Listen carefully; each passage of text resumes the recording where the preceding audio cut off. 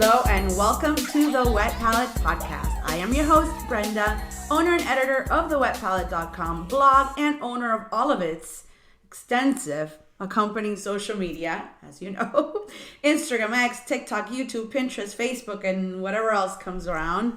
Oh, Threads, I didn't even mention that. If you aren't following on those, now you know and come visit. Today's guest is a Miami OG in the blogger, influencer, content creator space for the last 14 years. A pioneer. She's a Hialeah gal like moi. Welcome to the podcast, Cari Garcia, aka Fat Girl Hedonist. Woo! Thank you for having me. So excited to finally be on the Wet Palette. Yay! Welcome. Thank you for joining me today. I know you have a great following from the many years you have been at this, leading and probably even inspiring others to talk about and post about food. My food blog started 3 years after that, and I can tell you there's a whole new generation of food enthusiasts who don't know this part of Miami history. And it's true because I'll mention something and they're like, What? What do you mean? Yeah. Like, no Instagram? Yeah. What? Just Twitter? What do you Twitter? mean? What is that? We will absolutely take it back in a bit. But first, can you give the listeners a summary of what your blog is about now and when your focus is now? Okay. I know it's gone through a lot of changes. We've evolved over the years. So yes. Right now, my blog is is basically focused on Latin recipes. When we started, it was just local restaurants, and I remember back in the day, my website had I loved it, and I wouldn't go there if I were you. Sections of the restaurant recommendations. Now, because of so many changes and just the evolution of my own life, the website is now focused on recipes, primarily Cuban and Colombian and some Latin fusion recipes. And that's basically where we're at right now. Love it. And let's start from the beginning. Yeah. Well, a little bit. Let's talk about the name of your blog, Fat Girl Hedonist. The name in 2010 and that name in 2024 hits differently. Yeah. With so much political correctness and sensitivity. Yeah. But one thing I've always liked about you is that you do and you say as you please. Yeah. And have that feisty side. Yeah. Trust me, I can relate. On your website, you say, taking the word fat and making it part of my blog's name is me beating the bullies to the punch. I'm going to self-deprecate myself before others make fun of me for my weight. I'm taking a word that tormented me my entire childhood and I am owning it. There's a great sense of empowerment in taking that word and making it my own and the realization that I own my narrative. Let's unpack that for a second. The why it came to be that way and how you deal with it differently now versus you did then, if at all different. Growing up in the 90s in Hialeah, the word bullying didn't exist. You just got picked on every day. You went home crying because Fulanito called you fatso, este called you killer whale, called you, oh my God, Free Willy. And that was just life. The word bullying didn't exist, really. Right. You were just made fun of every single day. And because I was a little papa rellena in Hialeah, I was just called fat. And that was that. So when the idea of making the blog came around, I knew the fact that I looked the way that I do. I'm overweight. I knew that was gonna be an issue. And so I was like, you know what? I'm gonna beat you to the punch. I'm gonna call myself fat. So when you call me fat, it's like, okay, and I know. Like it's in the name. We've already acknowledged it. So you can't hurt me if I'm already identifying it for myself. Mm-hmm. You turn it around. I owned it. And then the hedonist part was, I'm sorry, but there is just a pleasure in eating a delicious mac and cheese and eating that crispy skin off a lechon. That is just that, yes, oh my God. So it's the pursuit of pleasure in just amazing food. And then I just kind of mishmashed and combined the two and ended up with Fat Girl Hedonist. Now, I thought it was an amazing idea. And I still get people like, oh my God, that's such a good name. But then I will still get emails and the occasional DM of thinking like, oh, I thought this was like a BBW site. Or I thought this was, like a food play site. Oh, wait, yeah. What's a BBW? big girls. Okay. Like big girl porn. Oh. I'm like, wait, what? I thought this was like business to business. I'm like, no, that's not it. So that's where I'm like, maybe I should have. Oh. People take it in a very different. It's funny. I didn't even think of it that way, but yes. Yeah. Okay, So I've had people like that. They thought it was going to be like a food play, or maybe like, it was different kind of content. And I mean, there's a branding deal. No, right. So now that my site has, changed courses and stuff, and there are brands, speaking of branding deals, there are brands that will not work with me because of the word fat. But that's very 2024. That's the last few years. Yeah. The last few years, since the body positivity movement and all that stuff, fat is almost seen as a bad word. Right.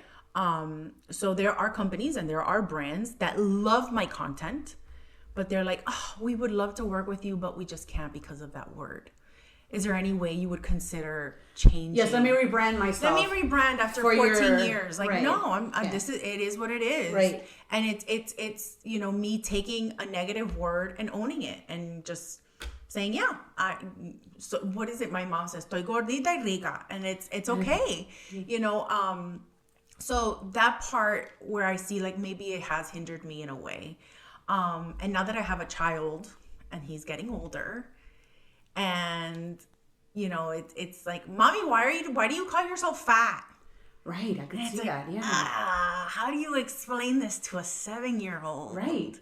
So those are the things, first thing it would be like, porque me da la gana. Porque me salió. No, and it's like, no, we're not. Not yet, but that's the real But that's what, but how do you explain that to a 7-year-old? I get it, yeah. And I'm like, maybe I should have thought of these things. Oh my God. But when I started the blog, my son wasn't even like, right, a mom yeah, and an adult would be like an adult. I was getting over a broken engagement, so I did not care. I was not thinking about kids. But also, you went through a journey also of losing a whole lot of weight. Yes. So that's another thing. So like I lost about... That was during the initial of the podcast? I mean, the blog or before? 2006. Before? Yeah, Okay. 2006 is when I kind of... Because it's misleading because people see you and they're like, wait, why are you... Right. What is this? Right. And I'm like, and it's more the mentality. I get it. And so I used to weigh over 300 pounds. I was 250 in high school. So ya estaba gordita. I was already very overweight. And then I was in a car wreck in 2004. And because of the steroids and issues I had as a result of that car wreck, I ballooned to about 330. And I always thought like, oh, yo estoy gordita, but I'm cute. Like I'm not that, I'm chunky, but I'm not that fat. And it wasn't until I saw pictures of myself. Oof, I hate pictures. And I was like, oh my God, I'm shaped like a Hummer. I am huge. Oh my, and it was just such an eye-opening experience to that dysmorphia that you look at yourself in the mirror, but you don't see yourself that big, but you see a picture. And I'm standing in Colombia next to like my cousins that are all like palillos. Mm-hmm. And I'm like, oh my God. I felt like I looked like a monster. And that was really like an eye-opening moment for me. I was like, oh no. So that's when I decided like I need to lose weight. So I lost about 150 pounds from 2006 to 2008. And obviously fast forward several years and childbirth and pregnancies, some of that has crept back up, but I'm still way less than 330 pounds. So I'm so sorry. But one thing that happens when you're that overweight, the mentality, it's a mentality that comes along with that, with being that size, that even if you lose the weight, you don't lose that mindset. And it takes therapy and a lot of hard work to kind of get rid of that mindset of eating in public. Like even eating in public as a fat person, you're afraid to eat in public because you're afraid people are going to be looking at you a certain way. Because, mira esa gorda ahí comiendo. Oh, mira. And it's even going to the gym or doing things that like, it's like you go to the gym as a very heavy person. People look at you funny, even though you're there to better yourself. Right. People still give you these dirty looks. And it's not, some people call it I wouldn't call it like, it's similar to pretty privilege, but people treat you differently when you weigh less. And it's something I've experienced firsthand. You know, having been 330 pounds to then weighing 170-ish, you know, it's a very different way in which people treat you. But you're still stuck in that old mindset. So kind of also acknowledging that, you know, and why I've kept a name. Because it's not just the physicality, but it's also the mindset of an obese person. Thank you for sharing that. I think that's eye-opening, and I think a lot of what you said needs to be heard. And I know, funny, because of part of this was you were always very anonymous. Yeah. With everything. And you've made an effort recently to be in front of the camera and even start using your voice for your voiceovers. Yeah. I know we chatted about that a little bit. Yeah. Earlier, and how's that going? I think you're doing great. Thank you. So while the blog was going on for the first 12 years, I worked in healthcare and I worked in different hospitals. So because of that, I couldn't be in front of the camera. There was one time years and years and years ago that I was reached out to be on Check Please, South Florida. Mm-hmm. I'm like, that's on PBS. Nobody sees that. Right. I'm gonna be okay. Yeah. So I decided, okay, fine. I'm gonna do it. I did it. The show aired, and I was on it with David Fraudesser. Okay. Yeah. So we were on that episode together, and it was neat. And I was like, okay, nobody's gonna watch it. Like my friends watched it because I told them, hey, I'm gonna be on it. So at the time, I was working at a local facility, and I had clients. And the very next day, I'm sitting in my office. My client comes in. We had been doing such great work. He was a recovering alcoholic, and we were doing amazing work. And he was getting better. Tell the listeners what it was you were doing at that time. I'm a licensed clinical social worker. I'm a therapist, and I was working as a therapist at that time. So I was The client comes in, he sits down, he's like, I saw you yesterday. Okay. And I was like, me cago en su madre. And he's like, oh my God, I didn't know you were a food blogger. And now the therapeutic dynamic has completely shifted. Right. Because now it's supposed to be the other way around. He's not supposed to be asking me about my life. Right. And the thing it made it way too much more personal. Like, yes, he knows about your life, personal. And now the dynamic has shifted because he's there as a recovering alcoholic, and we're discussing his issues around alcohol. And now he's asking me, what are the best bars in town? Right. And I was like, we can't talk about that. Right. Ay, pero come on. Like, I love a good dirty martini. Let me know. I'm like, oh my God. And I ended up losing that client. I had to refer him out because I could not keep him as a client because now all he wanted to talk to me about was restaurants and bars instead of focusing on his issues that we were doing such great progress on. So that kind of reiterated, like, okay, I need to go back in my shell. Like, even if I think nobody's watching, clearly somebody's watching. So then I went back to being anonymous. And you were also doing restaurant reviews at the time. I was doing restaurant. So that's part of it, not knowing who you are. Yeah, the not knowing who I was. I wanted to stay anonymous, but mostly because of work, and I just didn't want any issues with work. Fast forward 2018, I lose my Instagram account. Somebody hacked my account. I remember that. Yeah. And in the process of me scrambling, I created like a backup page because I didn't know if I was going to get it back. So then fast forward, I find out while this is happening, I go to Mojo Donuts and I ask Mojo Donuts in Pembroke Pines, like, oh, can I leave these stickers? And then I give them the stickers. This is you? I'm like, yeah, I had already been there like 1,000 times. Mm-hmm. So like, I'm like, yeah, it's me. They're like, no, it's not. I'm like, yeah, it is. Like, somebody came here and said they were you, and we gave them a box of free donuts. Oh. Like, what do you mean? Yeah, like, they said you were, this was you, and like, so we gave them, I'm like, are you fucking kidding me? Oh my God. Are you? I was so upset, and then I was like, well, if nobody knows what my face looks like, it's easy to just claim you're me. So I decided, like, okay. And while this whole thing with me losing my Instagram account is happening, so when I finally do regain my original Instagram account, I decided, okay, we're going to make this like the lifestyle page because the account was already there. It had gained like a couple hundred followers. So I was like, might as well just keep it. Yeah. So I turned that into like a lifestyle page.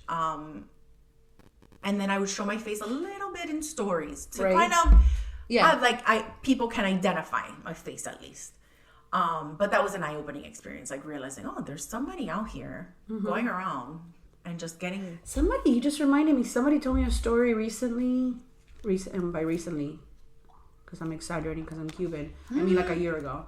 Yeah, could have been like 6 years ago, but yeah. Like recently. No, someone posting the stories that they went to the reservation. I think it was Gina from Miami Food Family.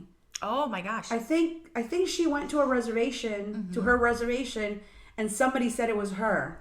And they were sitting at dinner, so the whole dinner, then she said, no, this is me. She's like showing her ID, and I think she was posting like them having dinner, like saying like they literally went in and said, and because she had said something on social media earlier, like, oh, I'll be at this, she said where she was going to be. Oh, you can't do that.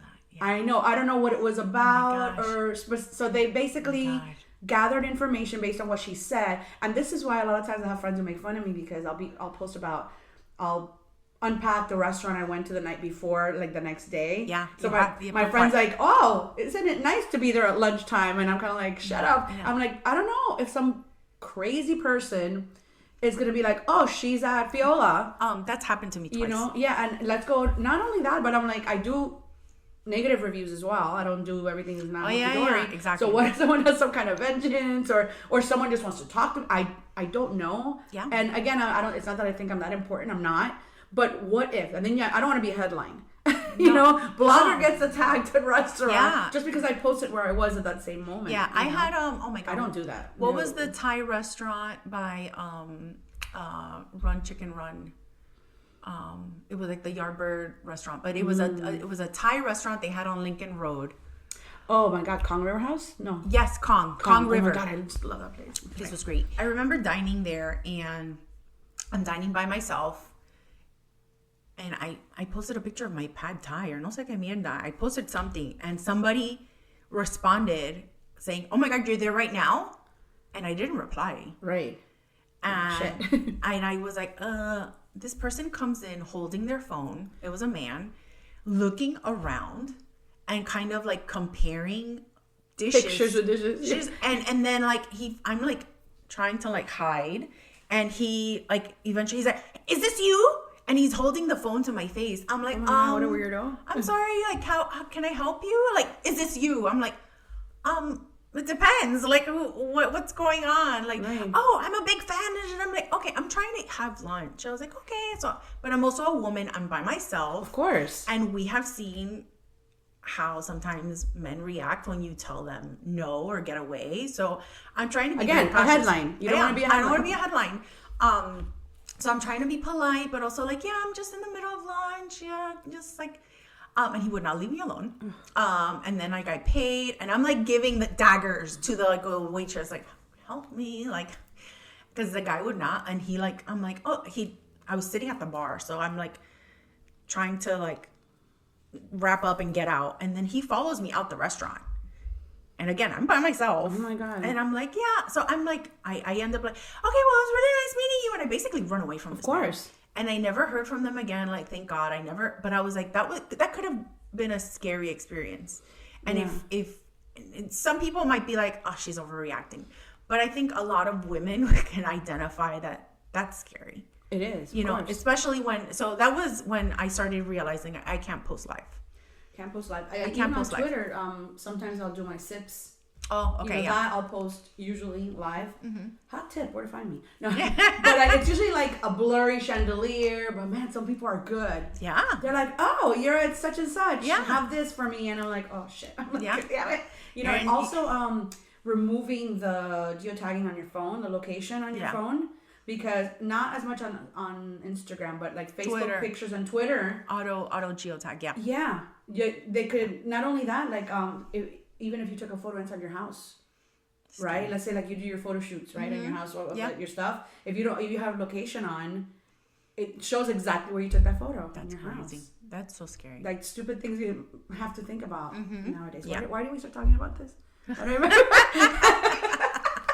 See, this is like this is gonna happen.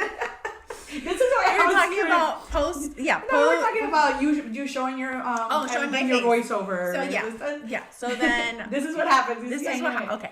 So then I worked in healthcare and I was just very anti. I wanted you to know that. So I no longer work in healthcare. I decided to make the jump 2 years ago now, over 2 years ago. And so now I'm like, okay, well, I don't work in healthcare. I don't work at a hospital. Right. So what's holding me back? Now it's me. I've trained my brain to be behind the camera for so many years. And now I'm like, I'm self-conscious. But that's me too. And if you look at my TikTok stories in the beginning, I was using the automated voice thing. And there's one that's really funny, which could actually be like a technique now. You know how, like misspell something or mispronounce something. I didn't do it on purpose, but the stupid captions? Not caption, the voice that I chose could not pronounce pollo. So she says, my favorite is the arroz con pollo. Oh my God. And then of course you get people in the comments saying, that's not how you pronounce pollo. You know, and then they're telling me like P-O-Y-O, pollo. I'm like, wow. Can you not tell? Like, obviously. It's the They need a Hialeah one. They need like a Hialeah one. Juanita one. Choose the Hialeah voice. Yeah. And then they will get. That's part of going on another side tangent. When I started this podcast, the idea was I wanted to automate a lot of my articles, anything that any post. So let's say I did a review about Moss. Okay, I love the feature that if you're driving and you don't have time to sit and listen and you just and read, you could just hit play. Yeah. But then I realized it didn't work. I use a lot of sarcasm. And a lot of Spanglish. Yeah. And like Dale, and it's like Dale. And that's never going to work for me. And I'm going to have to be stuck going back and doing way more editing, which is not the point. It's more work. Yeah, it's more work. So then it just went to like, let me just review these restaurants on the podcast. And I actually get them, that's neither here nor there. But yeah, that whole voice thing is, I started like that. And then one day I said, I'm not doing those stupid voices anymore. It's just going to be mine. Yeah, you get tired of it. Like for me, me being in front of the camera is like one self-conscious thing. And then another thing that I'm self-conscious is my voice. And because, there's been times where they're like, people be like, you're from Miami, aren't you? Same. I'm like, how did you, pero like, how did you know? Like literally, you were thinking that like right now? Oh my God, it's super funny. Oh my God, bro. So I'm self-conscious about that accent too.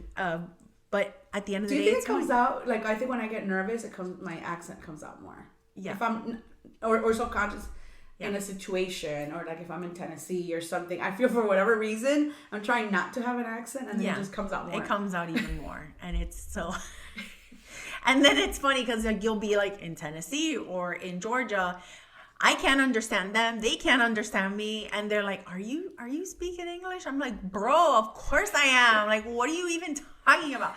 And I can't help it. It's like the Miami thing. It's the Miami. What's that article that just came out that it's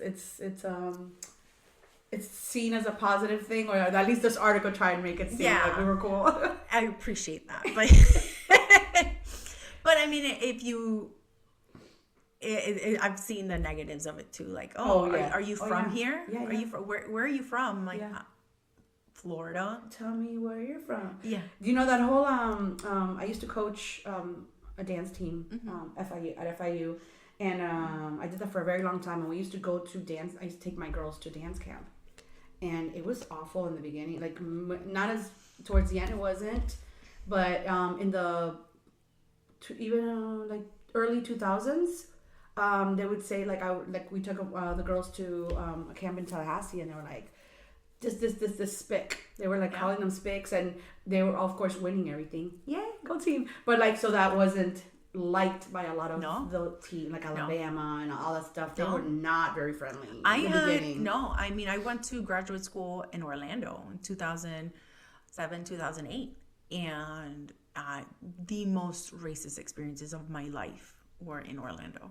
I remember being blonde, fake blonde, but stepping out, like when all that stuff was going on, and looking at my squad and looking at everybody else, and I'm thinking, wow, the only squad that is mostly brunette, it's us. Yeah. So when we walk in, and of course we're all talking with our hands and super feisty and sassy and this and that, and I could see how, just looking across the room and all the teams, their dynamics, and my girls are just very animated, and I'm thinking, do I tell him to tone it down? Or I was like, what do I do?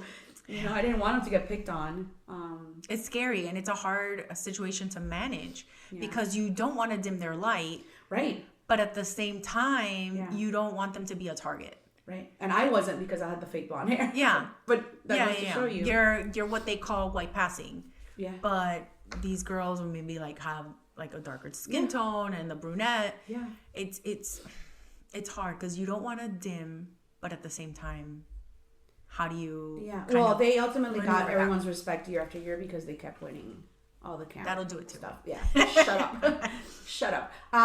Going back to that bar thing at Kong River House, something to look into. I don't know it off the top of my head. I wish I did. There's either a signal or a code that a woman can give the bartender. It's an angel shot, if I remember correctly. Something there's an angel that shot. Signals that you're not feeling safe. Yeah, this was like in 2013, 14, whenever Kong River House was open, because it wasn't even open that long. A long time ago. Yeah. So this was like before that. I want to say it's an angel shot, but this was before that. So women, next time you go to a bar by yourself, look that up. Yeah. Whatever it is. There's a special shot. And they could actually also walk you to your car. Yeah. If they have the staffing for it, they can. Yeah. They can you could wait around. Yeah. If worth it, if need be. If you're really feeling uncomfortable, don't get out there by yourself. Yeah. This guy would not leave me alone. He was kind of just harassing me the entire time. Like, and I'm by myself. I'm scared. Yeah, I would have been really scared. Like, I'm sorry. Like, can you not read the room? Like, I'm clearly like. Right. Not comfortable. Right. But did not care. So that's when I was like, we're not posting live anymore. Yeah. Anyway. So the blog, like many of us, started as a hobby. It started out with reviews, but now it's focused on recipes, like you said, and giveaways. What made you transition the blog? Like one day you're like, okay, I'm not going to write reviews anymore. Okay. There's a restaurant, and I don't remember what it was called, but it was in... And do you ever miss writing reviews? That's my second. Okay. So there's a restaurant. It was in Mimo, and it was Rapa Cavalli and another male chef. And it was on US 1. And they were serving like burgers and stuff. And it was like short-lived.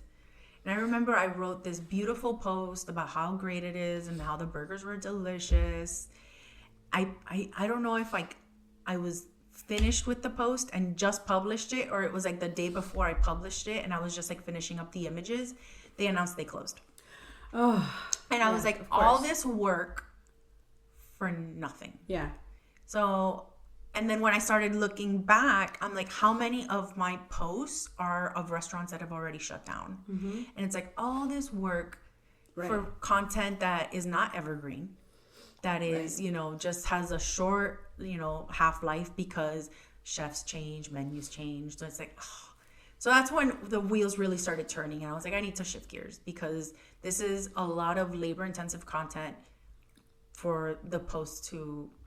That one in particular I was pissed about because I was I spent so much time and I'm like, and they closed. But some of those on my blog still perform very well. Really? No. Because I think it's people, let's say there's a chef who wants to get an investor or he's being researched. Oh, yeah.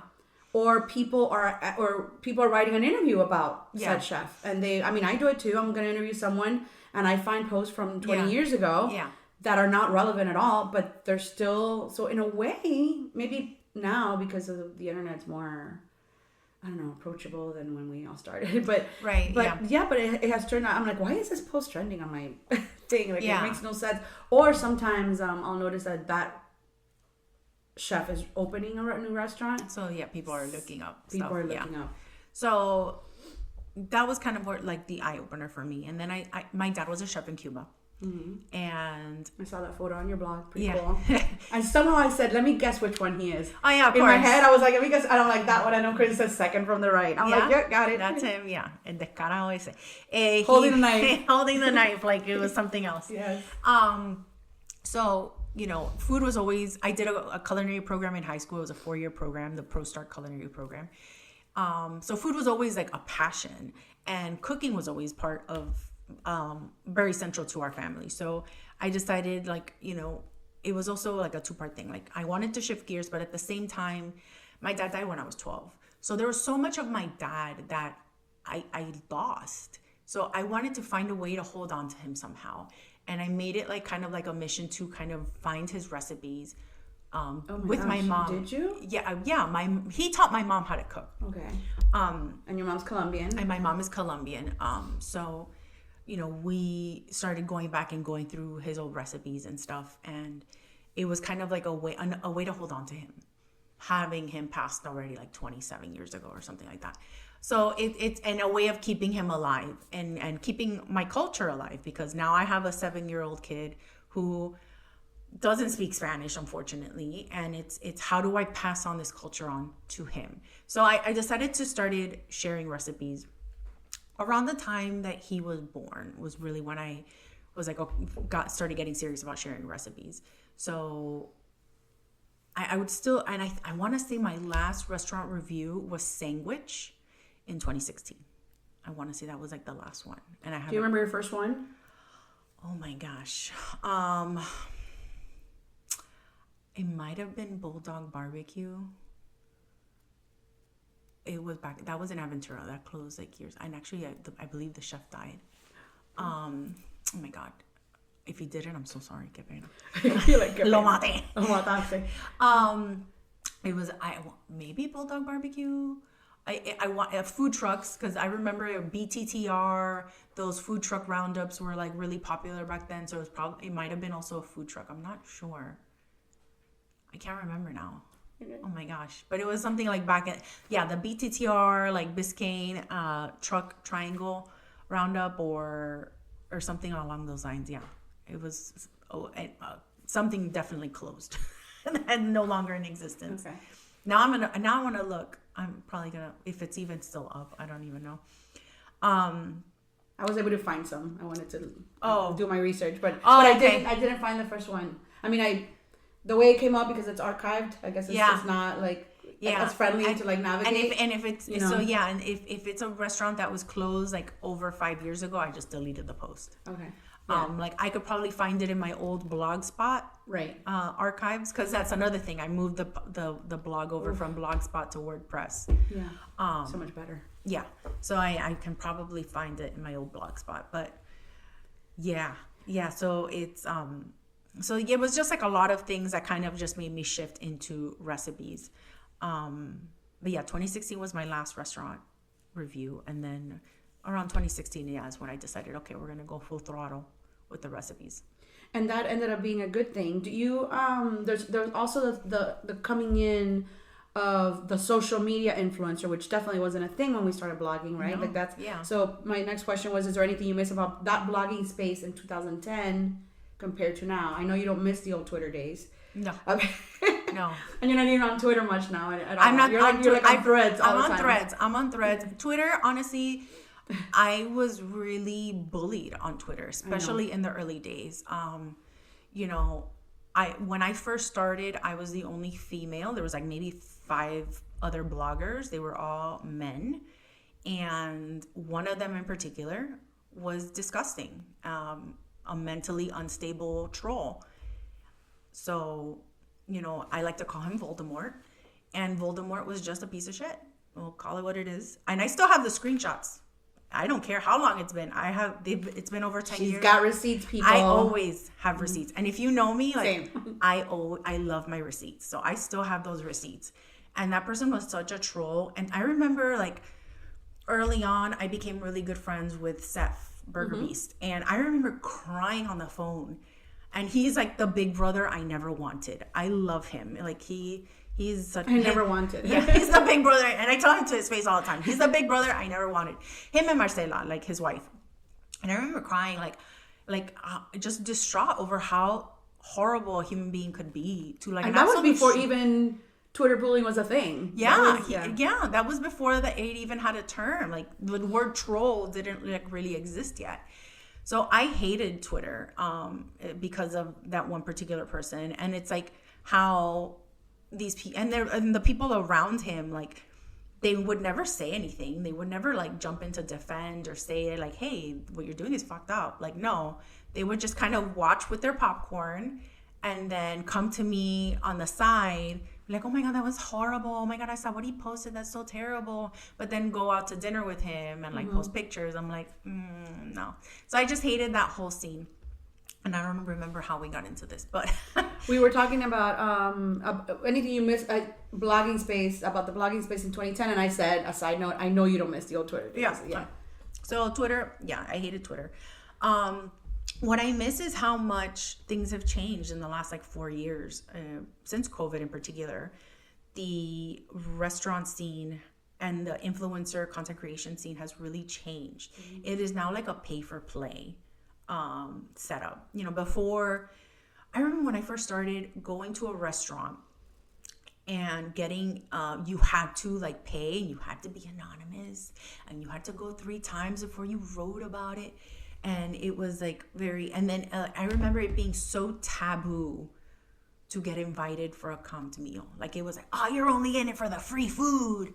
And little by little, the comped meal quid pro quo setup kind of became the standard. Mm-hmm.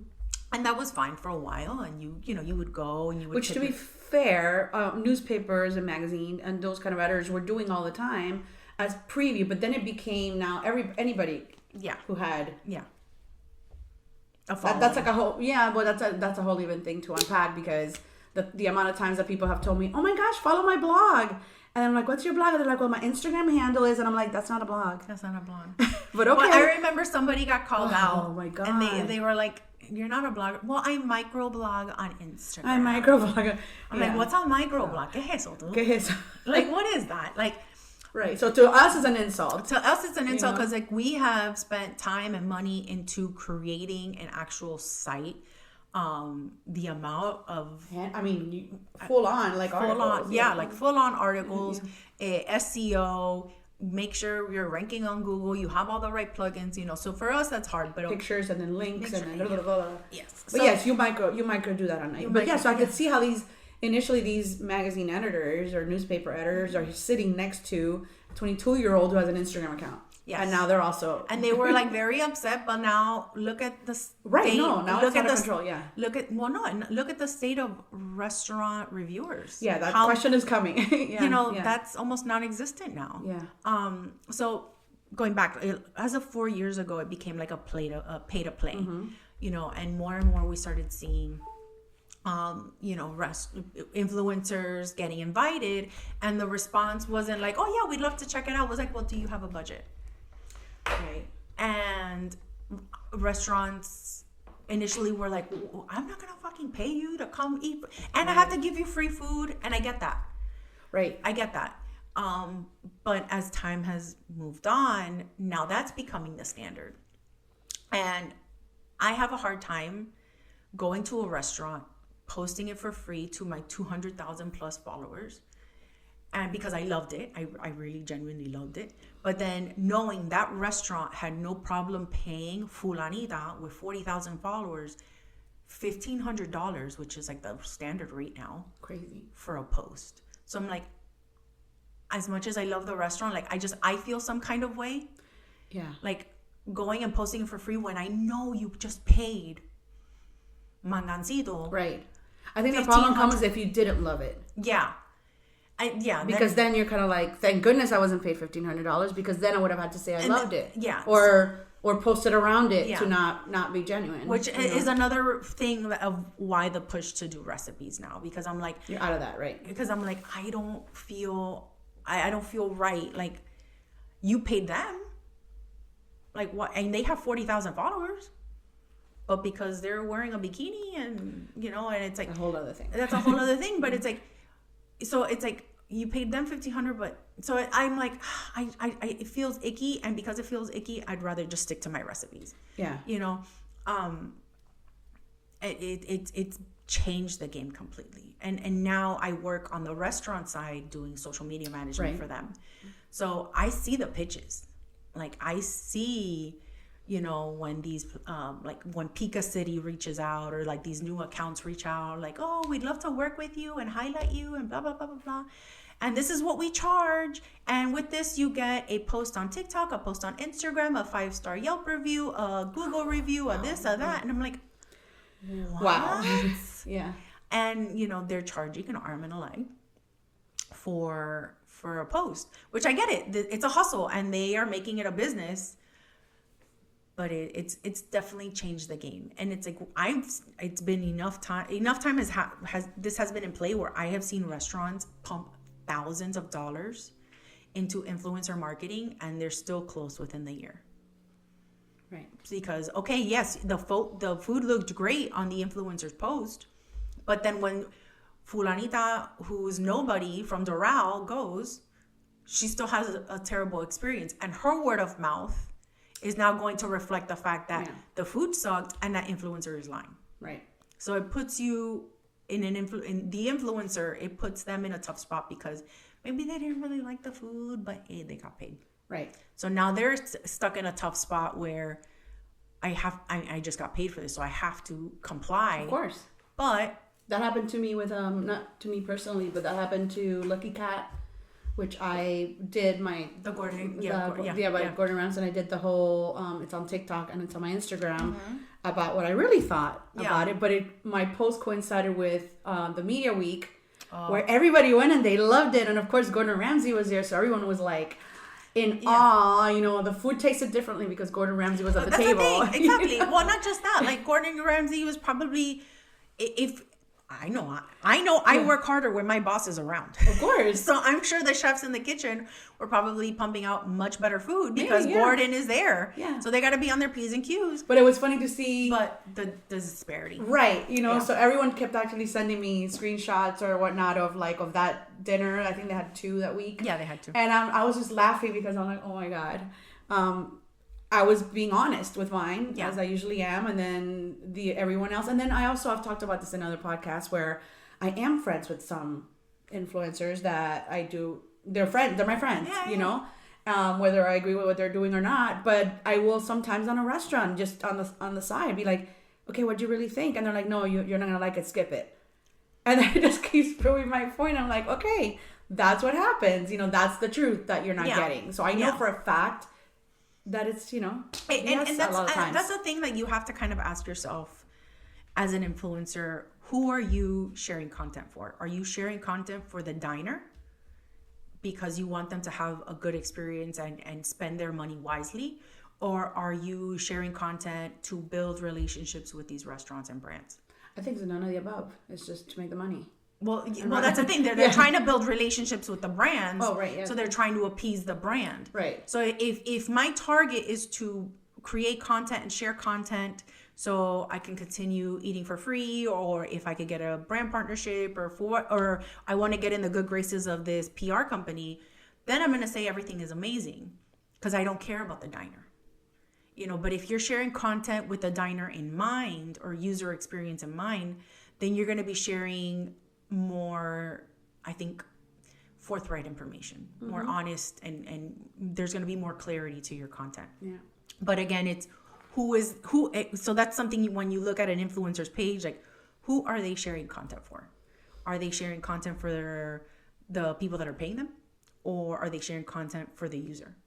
And a lot of times it's for the people that are paying them and not for the user. Yeah. As a diner, I would always say, you know, it's still exposure, right? You could still see the whatever cheese pool or whatever it is that you're looking at, and up to you to decide. Well, this person might not be being genuine, but it looks good to me. Yeah. So I'm still gonna go. My only gripe, it's like, get your money, get the bag. I get it. My only gripe is that they don't disclose it. It's like it's it's not hard, and it's like. I agree with you 100%. Just say partnership with, sponsored by. I just did a collaboration with. I did a giveaway with a local ice cream shop. And in my terms and conditions, it says Fat Girl Hedonist was paid for this partnership. That's it. You don't have to I get it. When you add hashtag sponsored, it kills the engagement. I understand that more than anyone. But there needs to be some level of transparency where you're telling it's FTC guidelines. Let's start there. That's and you could even start with I was invited to blah blah blah. Yes, I was hosted by. Yeah, I was hosted by. I was invited to. If you were paid, that's it. I've partnered with. Right, and you don't have to add a hashtag. Just say I've partnered with Fulanito to share with you and all of this. Right. You know, that's where my gripe is. Is the lack of disclosure. Why is it so hard to say? We're happy for you. Yes, make your money. you're telling me that you went to a restaurant and you ordered the entire menu, right? And you have lights set up in the restaurant, Yes. so it's like you clearly have like a whole set And situation. 20 other people got the same shots you did. So it's like depending on which one you went. A little bit of disclosure goes a long way. I Like agree. just say it. I have been seeing more, but more of that, more disclosing of it, probably by maybe those Instagrammers that have been doing it a little longer. Yeah. The new ones that have either bought those 50,000 or 100,000 followers are not disclosing shit. No, they won't. Yeah. They won't. Yeah. And which is a lot. You could tell. I mean, you have 30 posts, but you have 50,000 followers. Okay. Yeah. And I mean, the thing is, like, what we're seeing now is audiences now are more focused. They want to see people in front of the camera. Yes. So I'm noticing if you're in front of the camera and you're like sharing, just sharing what the food is, and you're showing yourself eating it, like that kind of content performs better. Yes, it does. Because it's giving people a person that they can identify with. So some of these kids are blowing up, and they're kids, like they're in their early 20s, and great for them. They're making this into a business. But it's just like the lack of disclosure is what gets me. It's like, one, it's FTC guidelines, like, and one citation from FTC is minimum $50,000. That alone, they're just not going after. It's like little fish. Well, nobody's complaining. Right. Nobody's complaining. If you're not complaining, like, that's true. If we're not, we see it and you're like, these damn kids. But right. We're not filing a complaint with FTC. Right. And that's true. Thing. Yeah. If people filed complaints, maybe that would make them look, but it's also that at that point, like, you have to prove it, and I guess it's easy to prove, but yeah. But yeah, it's just complicated with that whole everything going back to that was so not 2010. No, yeah, it was not, because more wholesome back then. I had and again, when I wrote about restaurants, my focus was the diner, because I work very hard for my money as a social worker. I don't make a lot. So if I spend $200 at Pride and Joy Barbecue and it is absolute garbage, I'm going to share that, and I'm going to put that in my I wouldn't go there if I were you tab.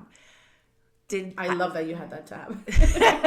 And it's like that's something I would do. And it's like, did I burn bridges? Yeah. Yeah. Did I get emails from, the higher ups of the South Beach Food and Wine Festival asking me to take down posts? Mm-hmm. Yeah. Did I do it? No. Good. But because that was my honest experience. It was my hard-earned money that I spent, and it's like, I don't want someone else to spend, their hard-earned money and leave, one, hungry, and two, dissatisfied. So I was writing with the user in mind, but it's tough. It's tough because you burn bridges, and you get blacklisted in PR company lists and things like that. So it's kind of like you have to ask yourself, like, which do you prefer? I have some of the bigger PR companies that already know that the second they send me a thing inviting, they know they're going to say no. So now I think it's cute. They'll start the email with like, I know you never accept our invites, but we think you're really going to like this one. Yeah. So I've been doing anything like wine, like a wine tasting, that kind of stuff I do. I'll go and I'll say I was invited by, or if it's a restaurant that I've already been to, let's say like Bourbon Steak. Oh, yeah. I've been writing about bourbon steaks since like the last... Oh my God, their fries are 12, so good. Yeah, so good. 12, 13 years. I spent thousands of dollars there. I already reviewed them ages ago. I post about them because I genuinely go all the time. So yes, that's one of the very few exceptions. Like if I do get an invite or something from the PR company, I'm like, okay, I'll go. Yeah, because it's going to be good. And diners know it's been on my top list forever. It's not like, they're on my top list now because they invited me. No, it's already a place I go, and one comp, and it's usually like a wine dinner, something like that. Out of how many times that I've been there, thousands of dollars. That's different than going to a new place, even if it's a chef I already know. That's completely different. But I know I get shit from my husband and my friends, like, you're not monetizing, you're not like, you could be dining and you need to accept more dinners. I'm like, it's so hard for me. It's so hard for me to say yes. That's the thing, yeah. And it's like, that's another thing for me. I have a hard time charging, a local restaurant for money, because having survived COVID, the restaurants that actually did survive. Right. It's like they're still trying to recoup so much money that they lost. So it's like, I'm like, yeah, I charge $1,500. It's crazy. Like, wow. Even if I do accept it, I'm like, usually I just go and I post about it, and I got. So it's it's hard. Like, how do you like? I'd rather make my money off the General Mills, off the Kraft, the Heinz ketchups of the world. I want my money from them. I don't want my money from like the mom and pops, because it's hard. Yeah, it is. So it's like I've really, and I'm not gonna like. There were 2 restaurants, like when this first started, they reached out. They're like, "Hey, we'd love to work with you. Like, what are your rates?" And I naively said, "Oh, these are my rates," and they were like, "Okay." Wait, what? And then I found myself like being paid, and then I was like, I don't like this. This felt icky.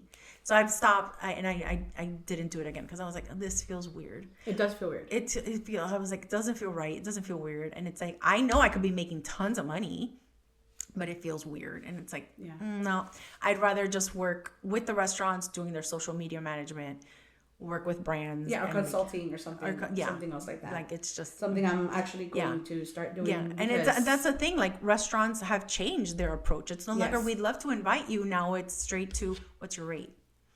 Right. They're just, and it's like, and those first 2 times it caught me off guard, and I was like, oh, it's this, but I was like, wait, what? And then what the fuck did I just get myself into? Right. And then I was like, oh shit. And I realized like, oh, okay. It kills me though. Like when I had there's a little. And then I realized I was like charging way too little, considering. Right, I could be charging way more. I was like, because then I find out so and so's charging $1,500. I'm like, what? I charge $300. Like, what are you talking about? Right. But then I realized like, oh my god, like no, like, and then it just felt icky, even still. I get it. I had a little tiny pizza place in South Beach. Mm-hmm. Hey, we would love to be featured on your page. And I'm thinking, first, that's not usually my content. Yeah. If anything, it might be like a story. I mean, I post, I eat everything, but usually my content is not a slice of pizza. And but I felt so bad because they were giving me this, before I even answered them, they were giving me this whole song and dance about how they're small, how they don't have a whole lot of money to give me. But I'm thinking, oh my God, no. Like, first of all, I don't do that kind of content anyway.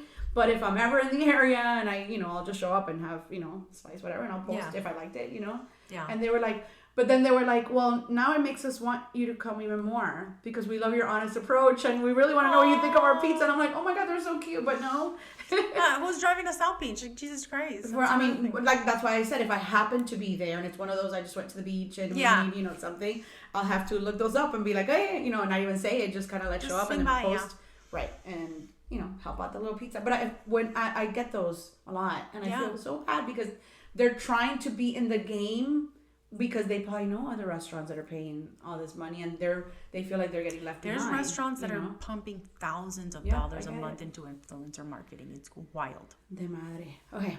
So going back a little bit, you were in the healthcare, like you said, for most of your adult life until you had enough. Yeah. But what I want to talk about, I want you to summarize that experience for us, the challenges and the incident, which wasn't that long ago, that made you say, se acabó.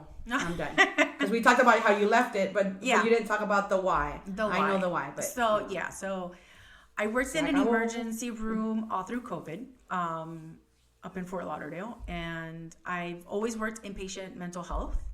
And for the last 4 years of my job, I was working in the psychiatric emergency room at a big hospital up in Fort Lauderdale.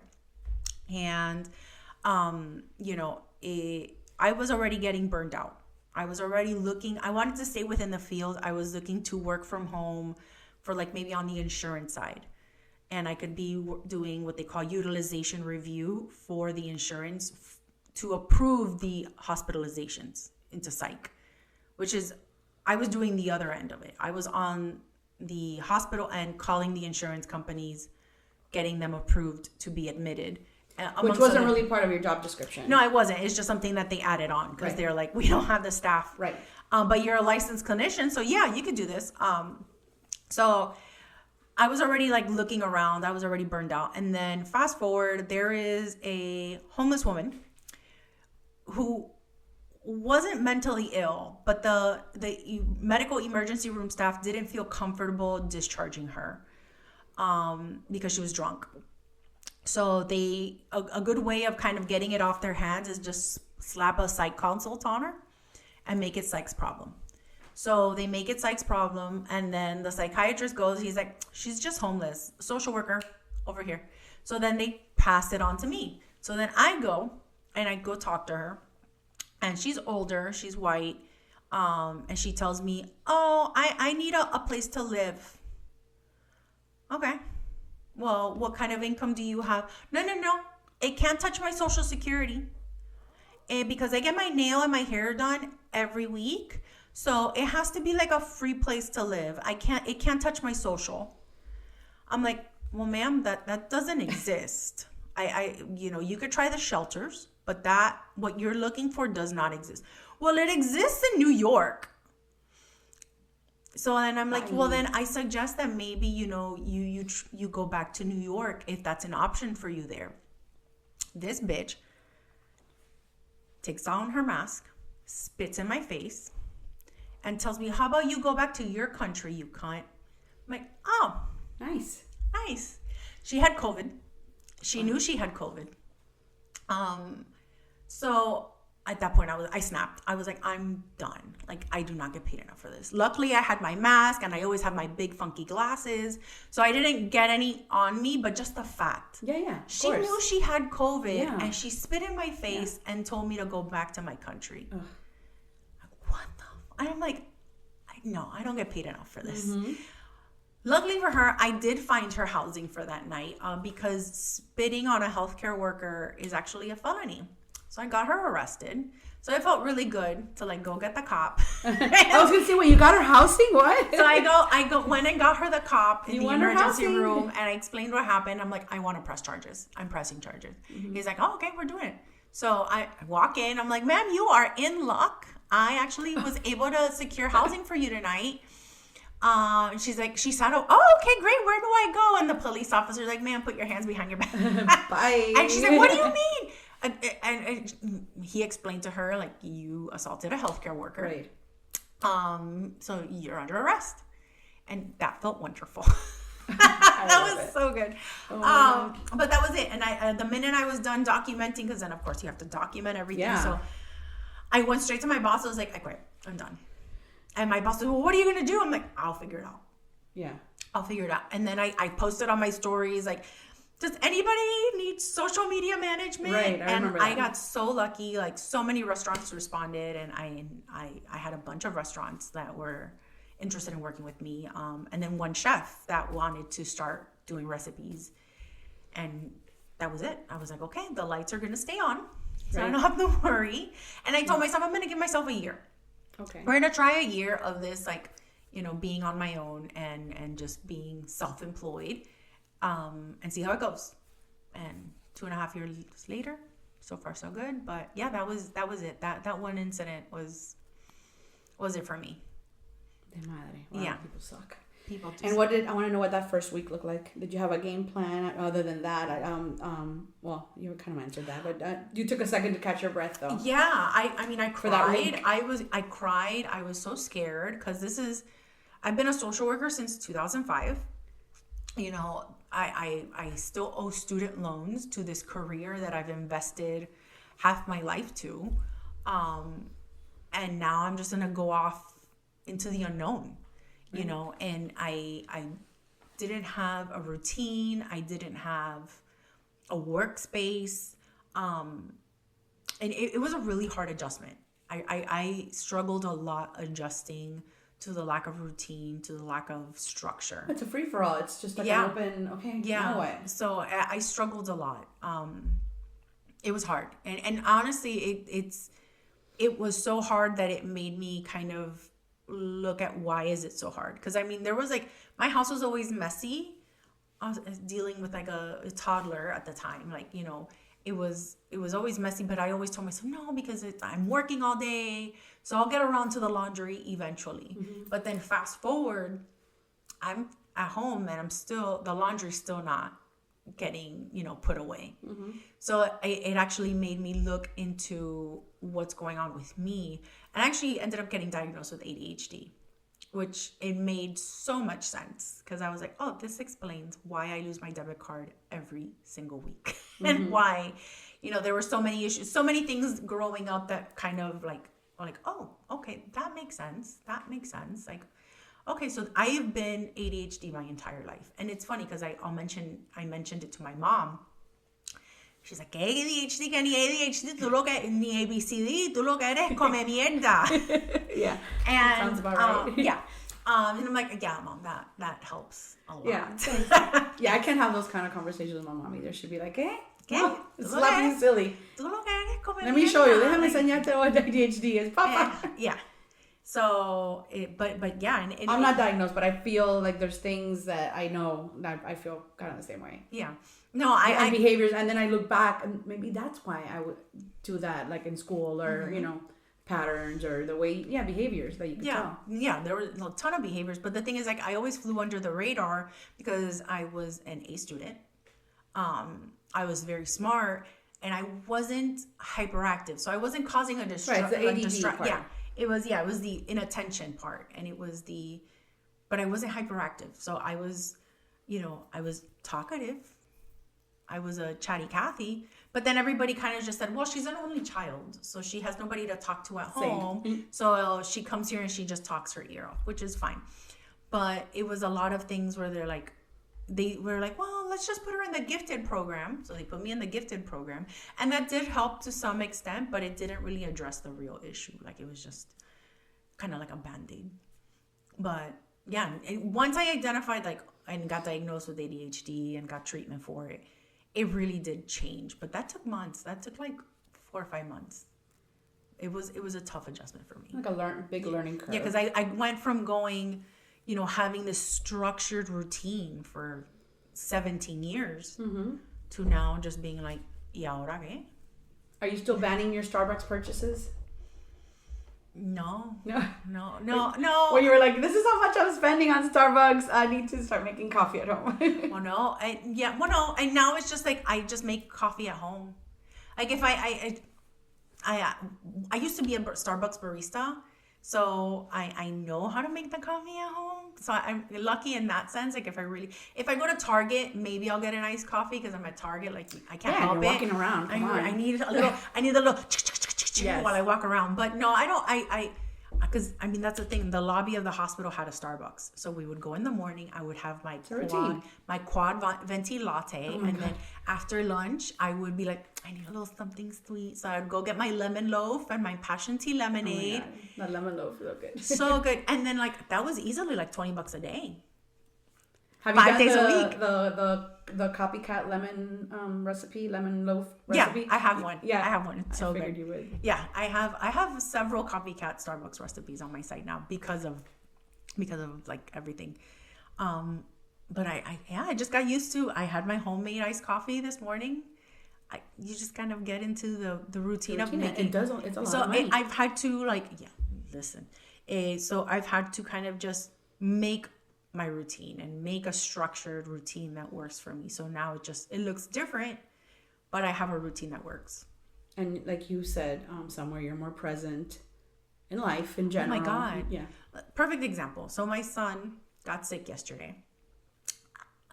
And, I was able to drop what I'm doing, go pick him up at 1:00, go take him to the doctor. Whereas if I worked in a hospital setting, there is no I have to run, my kid is sick. No. Right. No, you're stuck here. And you can't leave until your work is done. So, I'm able, Thursday, he has a field trip. I'm able to be a chaperone at the field trip. It's like things where it's like, I'm just organize things differently. Yeah. So that it works. I structure myself. I make sure, okay, Thursday I'm not available.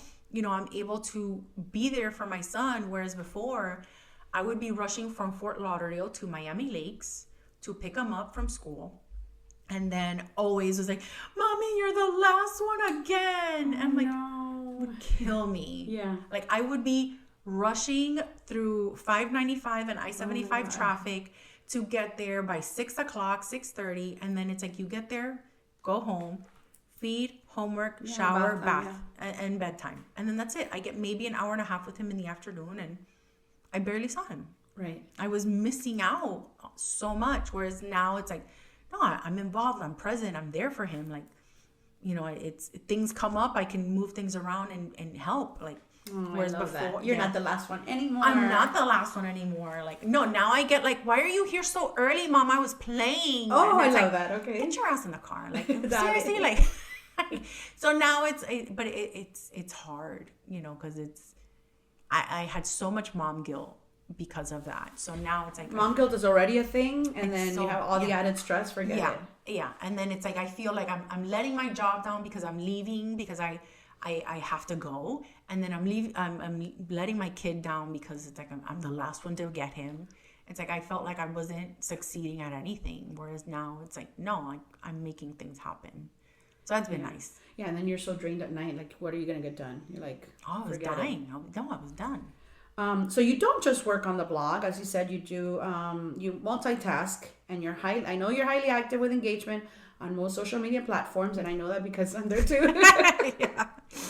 And it's funny because I don't know if you noticed, probably me, but other people too. Like, so there's a post on like Instagram, but then I'll like answer someone on Twitter. Oh yeah, and then go back on Threads, and like you have 5 different conversations going on with the same person, right. And every conversation is very different. Like it's very different, but you also see like the same person like jumping, like you know where they're. I know because I'm also there. Like, You're doing the same thing. I'm doing the same things, you know.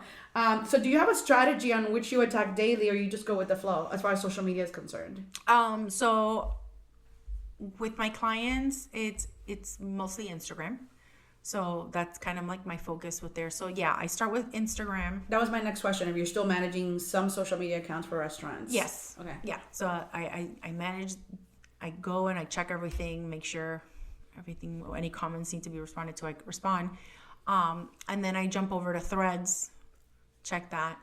Then I jump over to Facebook, check that. I'll go into Pinterest, I'll check that. And then I go to TikTok. And then I'll check that, and then that's just kind of I hop around. And then you do it again. And then I do it again for until the end of time. Yeah.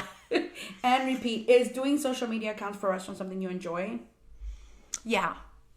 Or is that like more like a job? It's a job, but it's a job. I know it's a job, obviously, but it's a job because sometimes doing things that you love feels differently when you start doing it for someone else as a job versus doing it. For you, it's more passion, and you're doing your recipes, and you take like a different love for it because it's your recipe, your photos, and you're doing it for someone else. So is that something you still enjoy? I enjoy the clients I have right now. You know, unfortunately, dealing with Miami restaurant owners isn't always easy. I've had a few experiences where, you know, you're chasing down payment because they all of a sudden ghost you when it's time to pay. So that's rough. And dealing with these different personalities is tough. But I have some clients right now that are amazing and they trust me, and they're like, you know, we trust what you do. So just have at it. And they basically give me free reign. So that's very nice. That is nice. To be trusted and, you know, to have your judgment trusted in that capacity. Like it's great. And I work with Joanna's Marketplace, like the first one that comes to mind. And they're actually my first client ever. And they've been amazing. Like they're great. So working with them is a pleasure. Like I have no issues with them. But unfortunately, yeah, there's, you know, there's good ones and bad ones. And that's kind of like a new thing of having to maneuver in this new space is figuring out how to handle that. Some is good, some not great. It is what it is. Yeah. So going back to someone who was anonymous before behind the lens, you've also been out and about doing more speaking engagements, discussing things like tips and tricks for TikTok, Instagram. Tell me more about those. And you just returned from one this weekend. Yeah. So it's funny.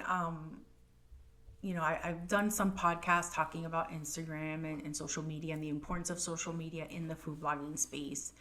And I did a podcast, I think maybe close to 2 years now. Jesus. 2 years now. And it was neat. It was great talking about TikTok and how to grow an audience on TikTok. And that same person decided they wanted to do a food blog conference for intermediate and advanced bloggers. And she reached out. She's like, we would love to have you talking about, Instagram and TikTok and short form video. And I'm like, oh, shit. Okay, sure. Why not? Yes, we're doing it. And I found out about that last year. And then as the time got closer, I was like, oh shit, I'm doing this. I'm doing this. So I had to set up like an entire presentation on short form video.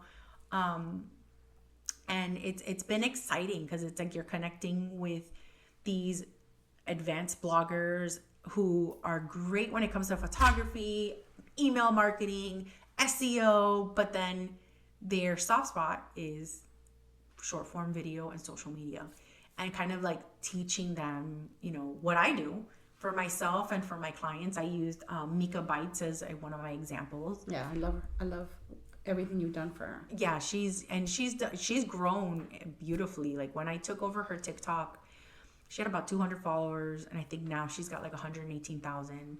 In 2 years' time, we've been able to grow her account with consistency and stuff. So being able to share that at the conference was really nice. And it's one of those things, again, the imposter syndrome kind of peeks its head. But once I start talking, I'm like, I know this stuff. Like I know what I'm talking about. Of course. It's just, my anxiety gets the best of me. But I've done a few other speaking engagements over the years. So it's always fun to be able to share what you know.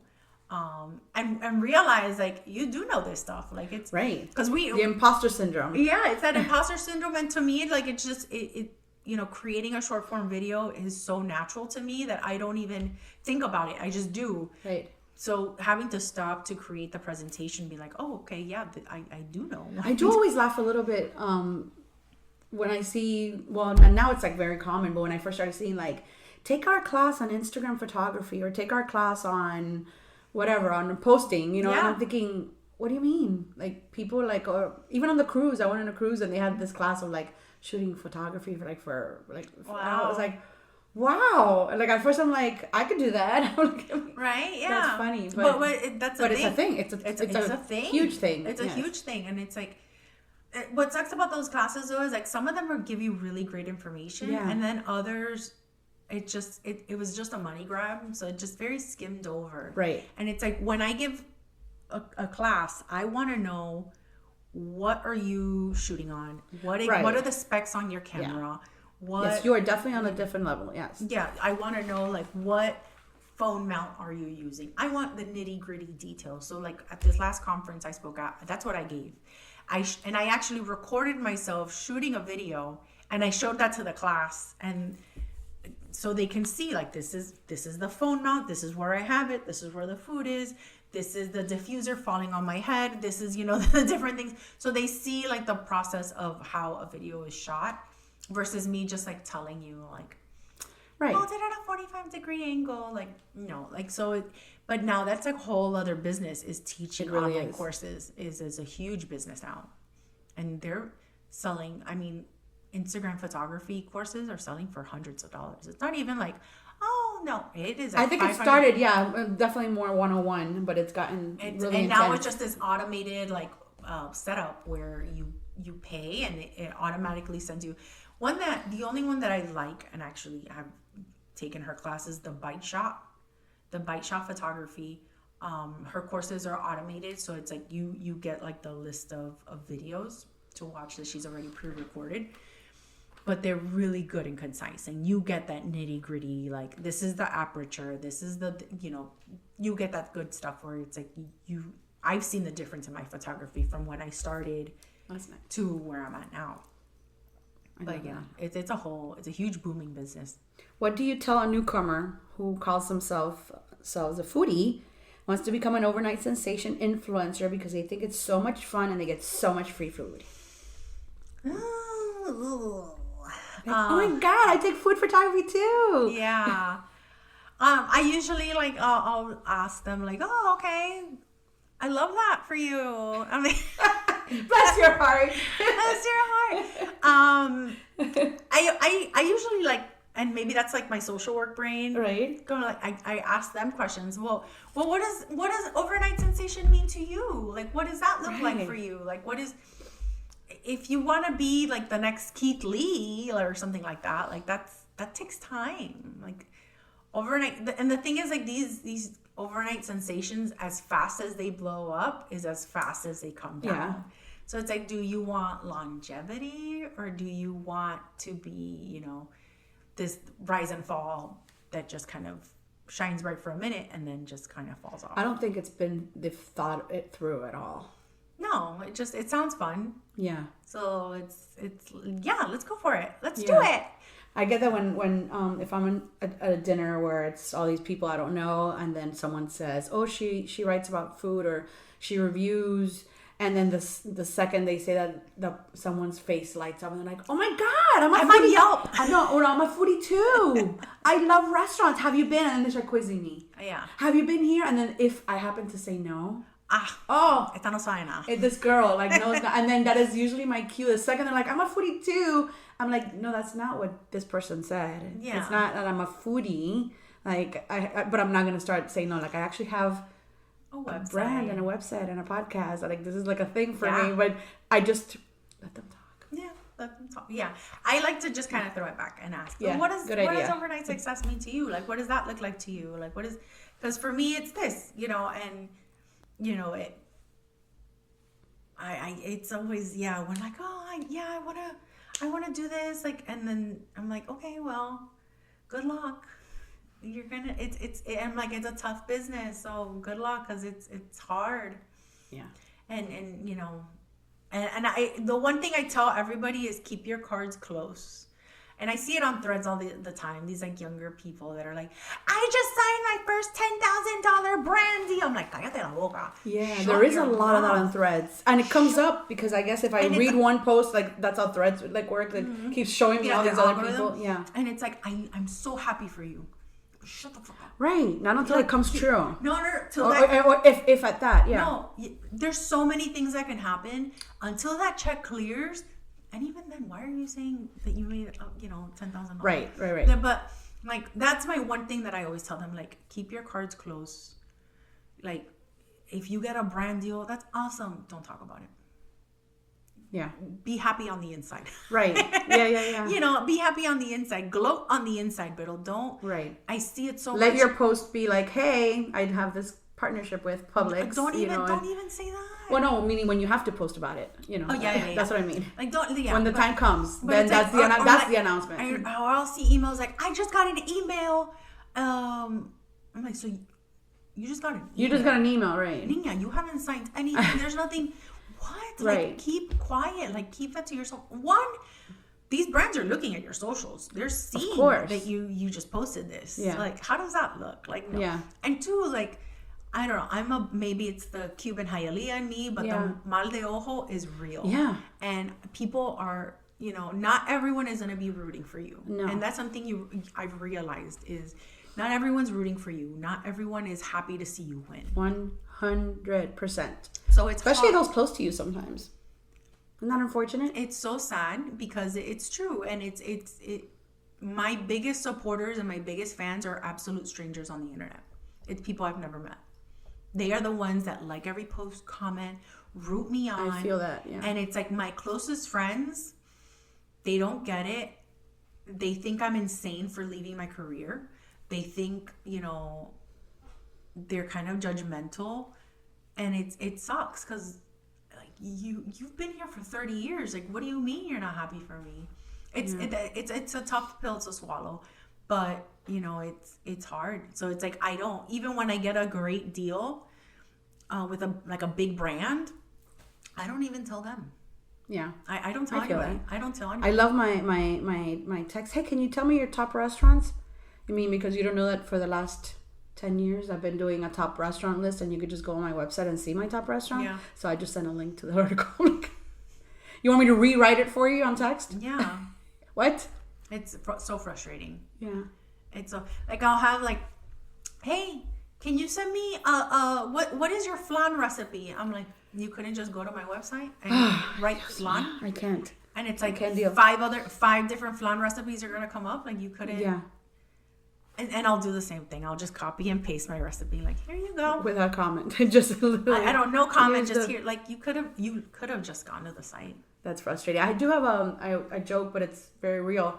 I have a group of friends now in the last maybe 7-8 years, what I call my Instagram friends. Mm-hmm. But now they're real friends. Yeah.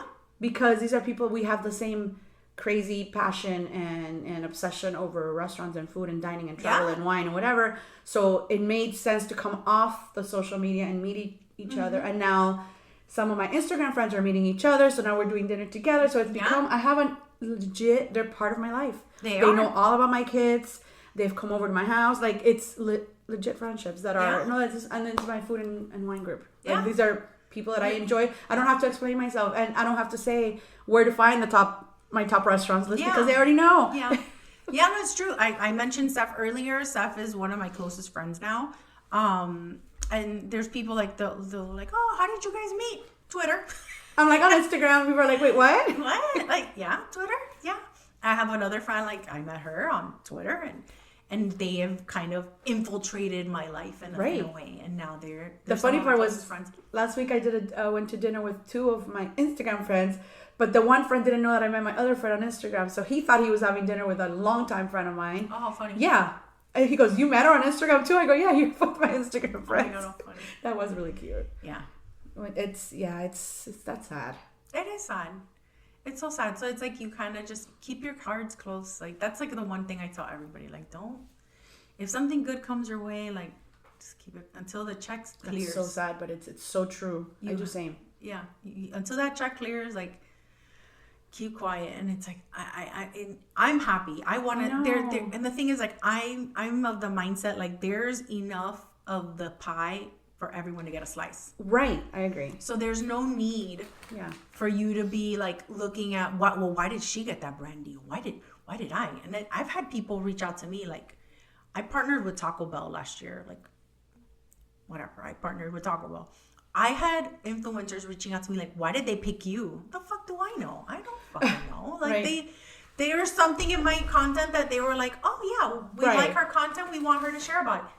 What the hell? Like I don't know why they picked me, but it's like, why are you looking? Why are you looking at what's on my plate? Look at your plate. Right. Stay focused over there. Yeah. Don't worry about me.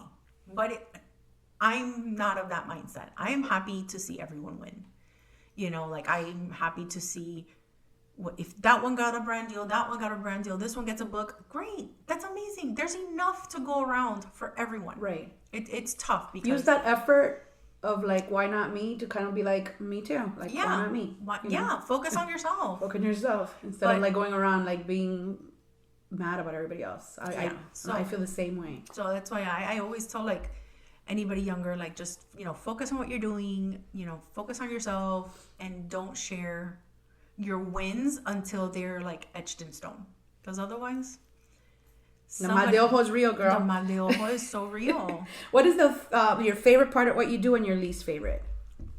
My favorite part of what I do is the photography piece. I love the taking pictures of food and kind of being able to, convey how delicious something is through an image. I love that part. And, it's something I've worked really hard on improving. So I love that piece. I hate writing the blog post.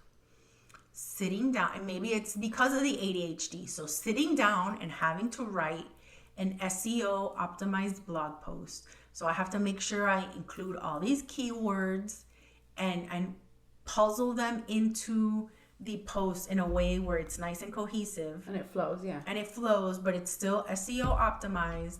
That to me, me raspa la papaya. Mm-hmm. I cannot stand. That is my most hated part of the whole process is writing the blog, sitting down and writing the blog post. I hate it.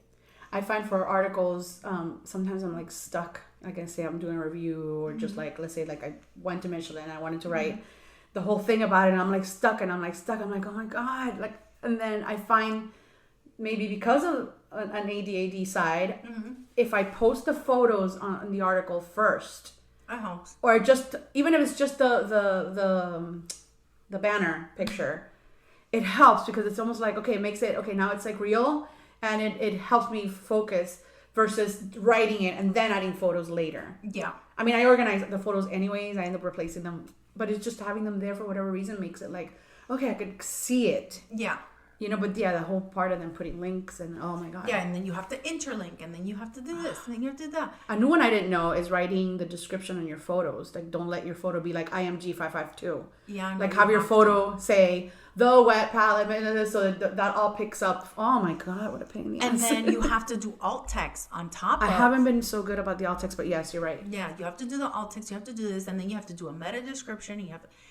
And meta description, yeah. Oh, So SEO description, SEO title. Everything is, yeah. So it's, and then I use like a couple different apps for keywords, websites rather for keywords. Yeah. So it's like I'm jumping in between websites to like, okay, these are the keywords I need to include for this, and then I have to like put it into the optimizer to make sure everything. You're so good about that. I'm definitely not. Half the time I'm like, whatever. If it picks up, it is what it is. I'm like, it is what it is. I just need to like spit this out and get it out. Yeah, you know? yeah. It's hard. Like it's. But tough. that's why you're so successful, because you're not like me. It's like, fuck it. Yeah, just post it. But I mean, I'm sure you're still getting. Like, I am, but I could be getting so much more if I, took the extra hour or whatever to do it. And half the time I'm like, oh, yeah. For me, my hardest part is starting the post. So I use AI to kind of get the juices flowing. Yeah. So I'll ask AI, like a ChatGPT, like, give me an introduction to a Cuban ropa vieja recipe. And then it'll blurt out this giant paragraph. Right. And I'm like, okay, this sounds ridiculous. But it's enough. Yeah. Of To course. I get it. the juices flowing and be like, okay, I can write. Yeah. It inspires what I write. Because you can't copy and paste that stuff. Like that stuff. No. Like the adjectives are just insane. Yeah. But it's enough where it's like, okay, I can. And a lot of times it repeats itself too. I'm like, you need to spell check yourself. Because it repeats the same thing like several times within a paragraph. I'm I'll use the same adjective like 5 times. Yeah. Like, no. So I'm like, no, it's easy. It's easier in the sense that, it does give you like a fresh look or fresh if you're stuck. Yeah. I agree. It's all that stuff is life changing now. Like, it's and not necessarily in a good way and for some. Yeah.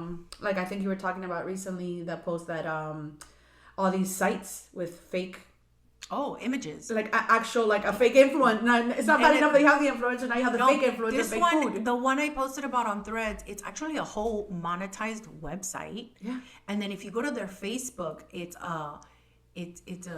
they have like 150,000 followers. That's bizarre. I'm here like, and it's all AI. Everything is AI. And then if you go to like the websites about me, it's a picture of 2 women, and the picture's AI. Everything's AI. There's nothing real. The images are completely AI, like, and the recipes don't even look like functional recipes. right. So I wonder It would if be a good post trying out one of those recipes and seeing. and it's like, I wonder if these are like AI recipes. Because you could ask ChatGPT, give me a recipe for brownies. Yeah. And it'll just pull from the internet all the different sites, and it'll throw something together and give it to you. It doesn't mean it's good. Right. It doesn't mean it's been tested. It's just a mishmash of every Right. recipe on AI, the internet. It's So, and there's a lot. and we're going to see more. And we're going to see more. And the thing is, like, on Facebook in particular, like, a lot of people can't tell the difference. They just think this is a beautiful photo. And it's like, it's not even real. Like, there's a whole, like, blueberry in the middle of, like, a Danish. And it's like, how is there, like, a perfect blueberry just stuck in the middle? Like, come on. There's one my friend posted. It's stuffed bell peppers.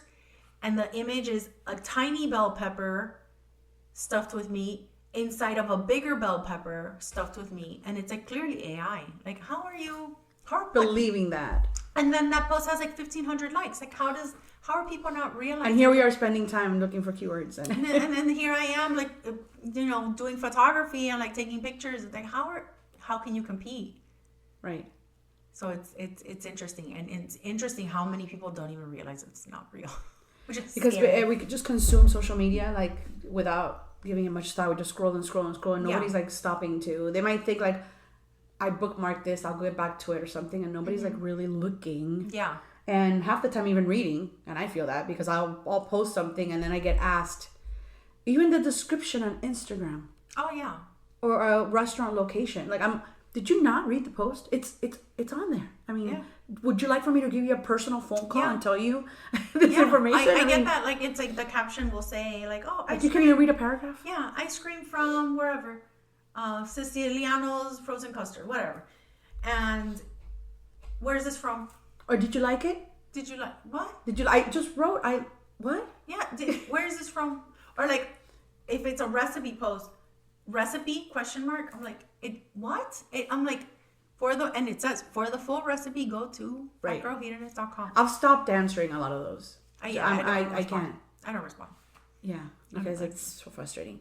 What do you think of Miami's food media overall? I mean, traditional food media feels like it's non-existent now. We've lost it. The Herald, Miami New Times, like it feels like they're barely existent. Like they're holding on. They're in a coma. Mm-hmm. And I feel like our food media now locally is just mostly influencers. It's the influencers have really taken over for better or for worse. I don't know of any local food media that is really doing an in-your-face job. Someone said a similar answer when I asked it, and then they were like, well, every city has influencers in the game, right? But I feel like ours, like, that's it. Mm-hmm. Yeah, because like New York and Chicago and DC, they still have writing and they still have traditional media. Mm-hmm. But Miami's like, nah. Our review, like, there's no longer like a review. That's non-existent now. The influencers have taken over, and I think that's a two-pronged issue. One, I feel like it's the death of traditional media, and two, it's the rise of the influencer, and I feel like those two together have kind of created the perfect storm for the demise of like traditional food media here. That's the keyword, because I'm thinking, well, the other states seem to still have it. I mean, I know they're on a and veremos, Yeah, and they've taken a step back also. Like and they have New York, I know, but they still have it. It's still there. It's still there. It's still there, but they're definitely and it's still respected. And even if it's controversial at times, especially in New York, it's still, and it's always been controversial, and that's fine. It's part of it. You talk about it, and then you get people talking about it, and then that's fine. You don't have to please the crowd. It's hard to please everybody anyway. But we just have like less and less. It's like non-existent. Every day, non-existent. I feel like it's non-existent. Like it's tough because it's like, I feel like it's just created the perfect storm here to kind of bring its demise. And I don't think we'll see it come back.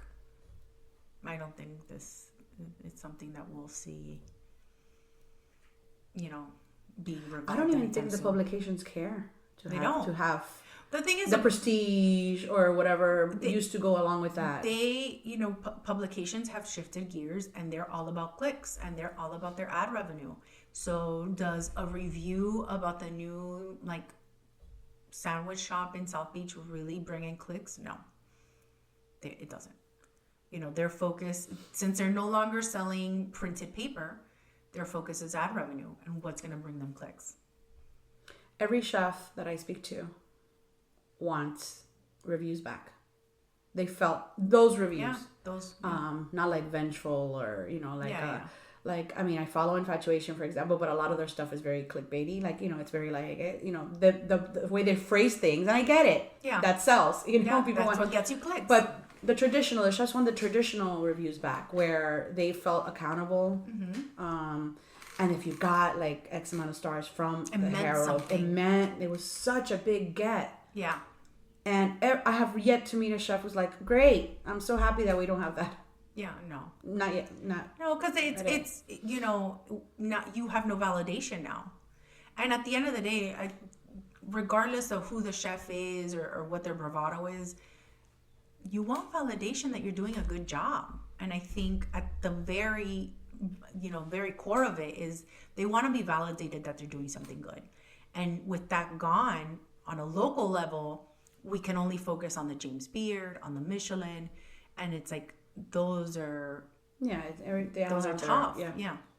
I mean, I think the last time we had a James Beard here was like 2011 or something, and it was in Tampa. And I want to say it was for their wine. I don't think we've had a James Beard. Oh, they love Burns. They love talking about Burns and wine. Yeah. Yeah, well, that's a whole other kind of worms. Yeah. So it's like James Beard. No, it's okay. Yeah, the James Beard. Yeah, it's been years. And even when they do name chefs, they're so out of touch. I feel. Yeah. You know, you name a chef who hasn't really done anything for. Yeah. Nothing food-wise significant, or like when you have comparison, so many other up-and-coming or chefs who are killing themselves to make a difference or whatever, but because the clicky or whatever it is side of it is like they're just out of touch. I'm like, have you dined?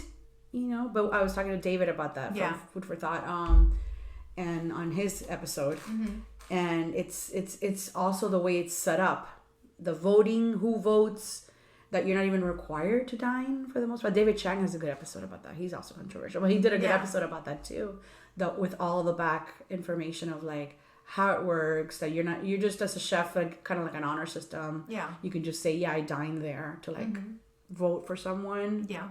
Wow. What can go wrong? Yeah, exactly. You know? So, and this Michelin, who I'm always talking about too, they have, you know, it's always so controversial. And, you know, I try to, when I talk about it, to talk about things that are fact. Yeah. You know, because there are patterns that I could tell, like, things they do, these are a fact. I'm not, you know, and then I give my opinion on, you know, whatever. But all those things are, but isn't it nice to have a local, like, the New York Times still has their reviews. And, you know, people restaurants love saying, 4 stars from the New York Times. I'm that kind of restaurant. Yeah, because it's at a human level, it's validation, you know, and we've lost that. So it's like you're getting validation from an influencer. How much weight does that carry? Right. Versus a traditional publication that says, you know, as much as us, you know, content creators like to think our you know, our opinions matter, on the big scheme of things, like, doesn't it really? I mean, my opinion matters in my house, you know. Yeah. But, you know, to say like, oh, I was voted number 1 by, you know, this influencer. Oh, okay. I love that for you. I love that for you. Like, okay. Bless your heart. So and so said the best burger in town. I'm like, right. Okay. Yeah. Who's that? Like, But if you say, oh, I was voted best burger in town by Miami Herald. Okay, now we're talking. Right. I mean, yeah, you used to think that they've had enough. You know, they know. Yeah. Ugh, get me out of that. My next question was, do you get to Hialeah often these days? Oh, my mom lives there. Your mom lives there. Yeah, okay, so my mom lives. So I'm there. Several times a week, actually. Okay. Yeah. So my mom lives there in the same house she's lived in for the last 50 years. And she will never leave. In West or East Hialeah? East Hialeah. I grew up in East Hialeah. Oh, yeah. So it's like 3 blocks from the high school, from Hialeah High. So. Okay, so by the racetrack. In between. On the other. Yeah. So I was more like Palm Avenue. I'm between Palm and East 4th. Okay. And like 3 blocks south of the high school, Hialeah High. Okay. The Carvel on that corner still there? Yes. It's still really good too. My son gets his birthday cake, since his birthday falls on 4th of July. It's impossible to do something like on the 4th of July for his birthday. So we always get a Carvel cake from that. It has to be that Carvel. And then you get a cup of the extra crunchy things, because they sell those by the cup. And then that's his birthday cake every year. But yeah, so I'm in East Hialeah several times a week. Just because my mom is there. Actually, I have to go today to pick up my dog because she was taking care of him while I was out of town.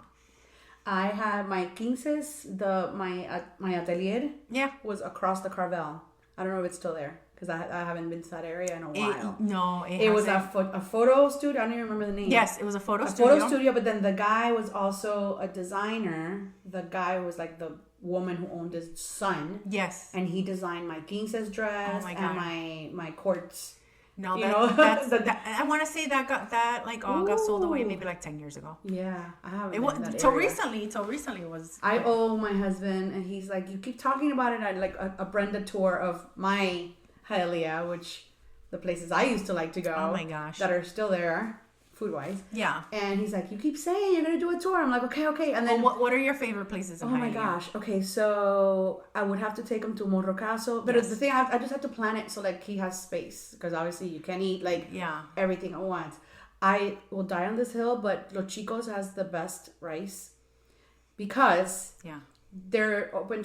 Well, actually, I don't know if they're still open 24 hours, but it's constant. Yeah. So that rice is never sitting there. It's always fresh. Yeah. It's always fresh. You're gonna get it. It's gonna be like beautiful and like granado and delicious. The granado and delicious. The last time I went, there were roaches everywhere, and I went back. Yeah. Oh my god! And that was my ventanita. That was like our like after the club.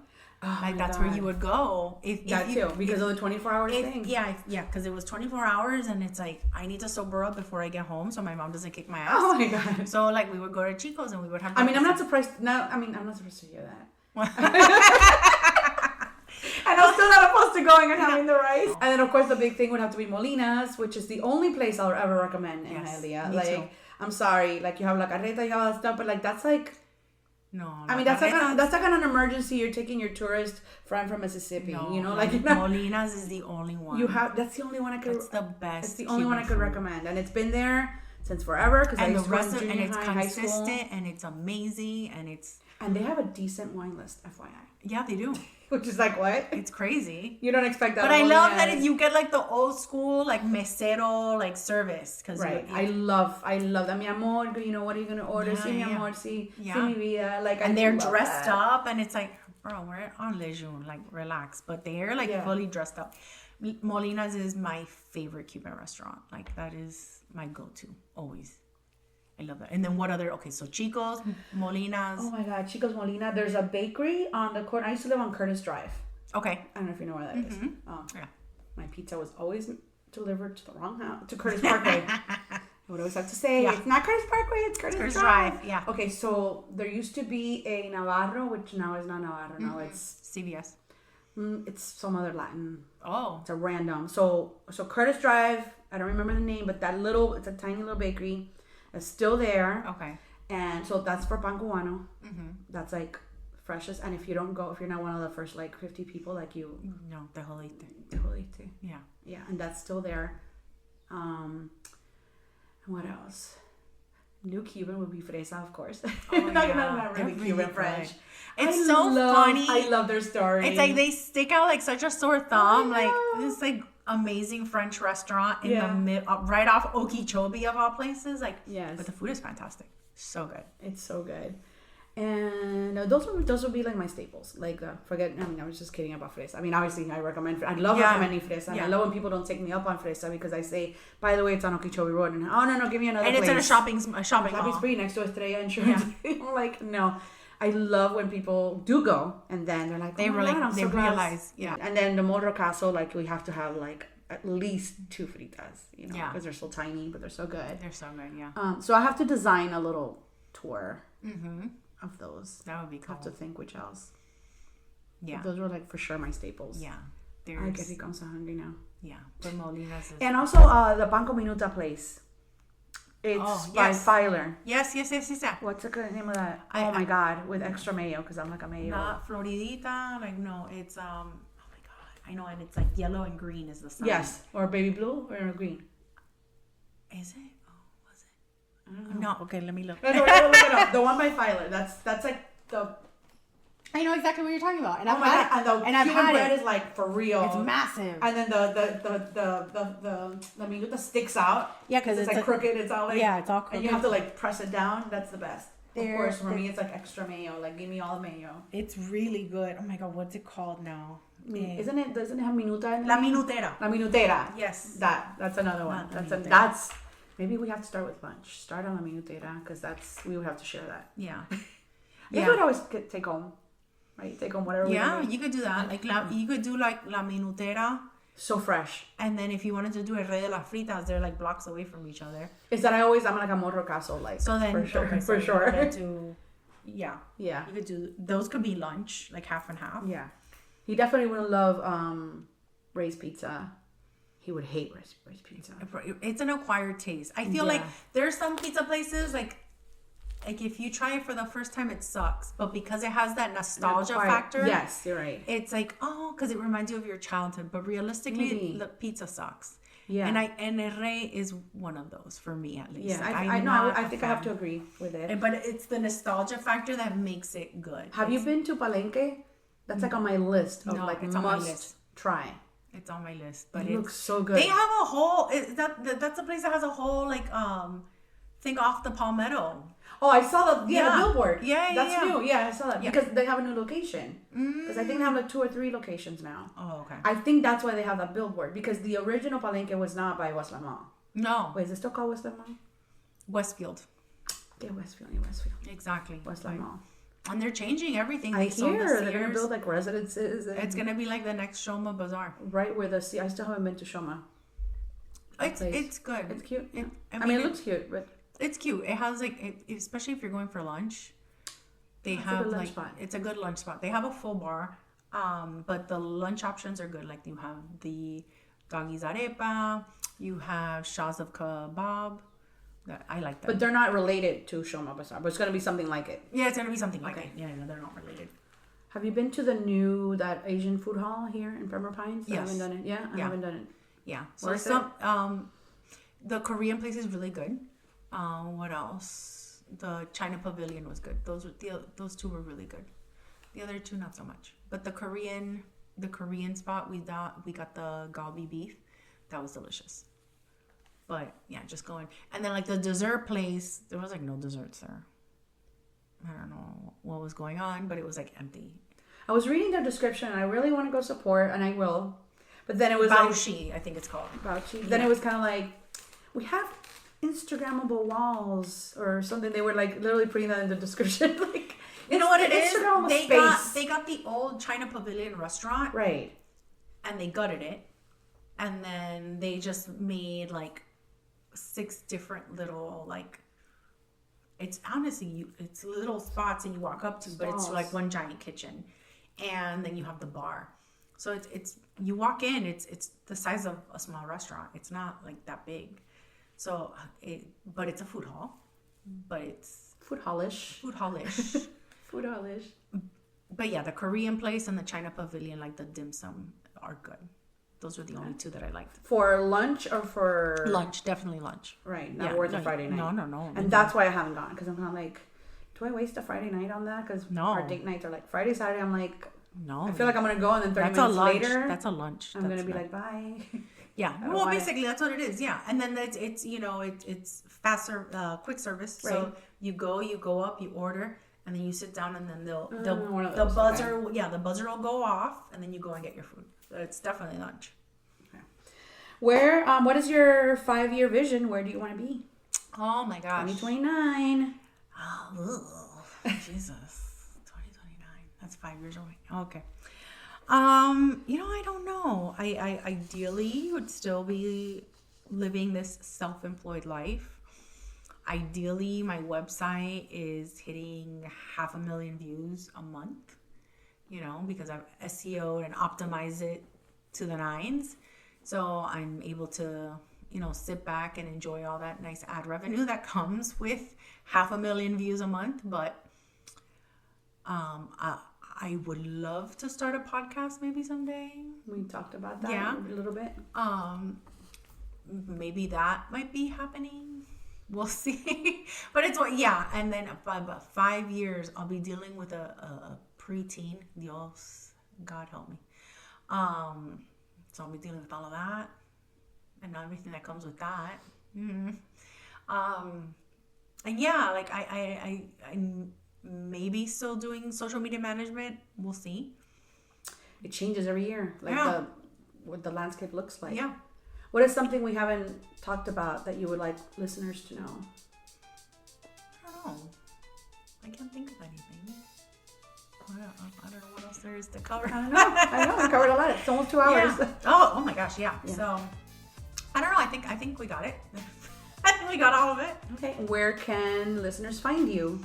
I am Fat Girl Hedonist across all platforms on Instagram, Facebook, Threads, Pinterest, TikTok, you name it. I'm active at X, but I'm not really active on X anymore, but the account's there. But Only when everybody else is down. yeah, only when Instagram is down am I on X. I'm asking like, is Instagram down for you too? Right. So, yeah, I'm Fat Girl Hedonist across all platforms. And in the off chance that you want to see any family related content, it's Fat Girl Hedonist Life on Instagram. And I just mostly post memes making fun of my family. That's about it. Sounds fun. And accurate. Yeah. Well, Cari, thank you so much for joining me. It has been fun, and as I expected, we had lots to talk about because we're both long-winded and chatty, and also an only child, so I get it.